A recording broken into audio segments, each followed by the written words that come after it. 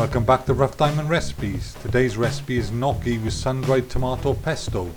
As normal, a full list of ingredients can be found below. Just a thing off subject, has anybody out there got a manual for a wife? Because mine keeps making this whining noise, I can't work out why. Anyway, enough of that, on with the recipe. To make the sun-dried tomato pesto couldn't be any simpler. Simply put all the ingredients into a blender and blend into a fine paste. We're making twice as much pesto as we need for this recipe, simply because I'm going to keep some in the fridge and use it in another one next week.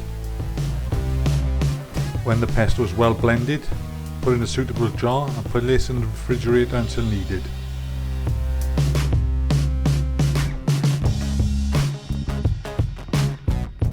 Then it's on to making the gnocchi. Simply put the potatoes in a pan of salted water, bring to the boil and simmer until fork or knife tender. When the potatoes are cooked, remove from the water and pass through an ingenious bit of equipment called a ricer. I'm not sure if you can use a normal potato masher. I've never tried one making gnocchi. I've always used a ricer because it works so well. When this is done, allow the potatoes to cool before mixing in the flour and the egg.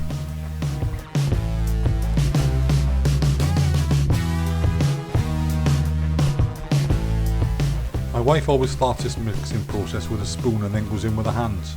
Why she doesn't go with her hands to start with, I don't know. She won't tell me. She just says I haven't got the intellectual capacity to understand. And when I ask what that means, she says that proves a point. After 2 or 3 minutes of hand mixing, the mixture should come together. Then simply divide this mixture into 8 equal parts.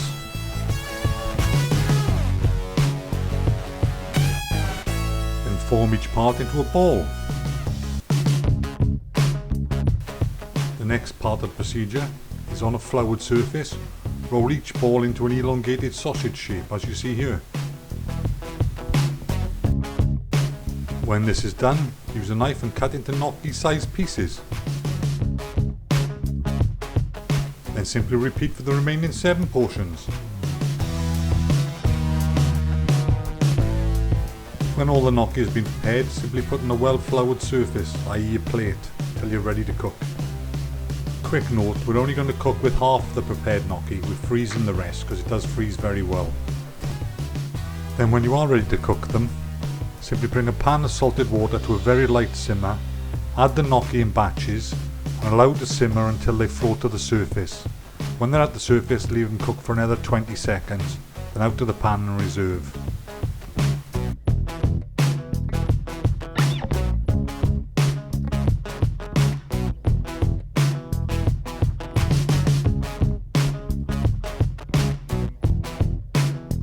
When all the gnocchi has been poached and reserved, you move on to the next stage, which is in a suitably sized skillet, heat 2 tablespoons of olive oil.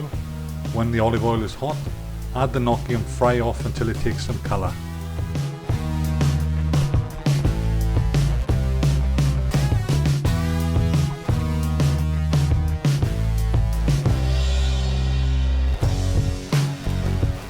When the gnocchi is golden brown around the edges, it's time to add in the pesto we prepared earlier. 2 tablespoons should do it for a recipe this size.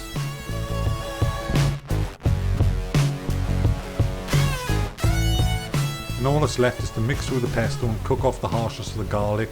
That should take about 2 or 3 minutes, then serve. We hope you enjoyed this recipe. Feel free to subscribe, share and like, and hopefully we'll see you soon on the next one. Stay safe and bye for now.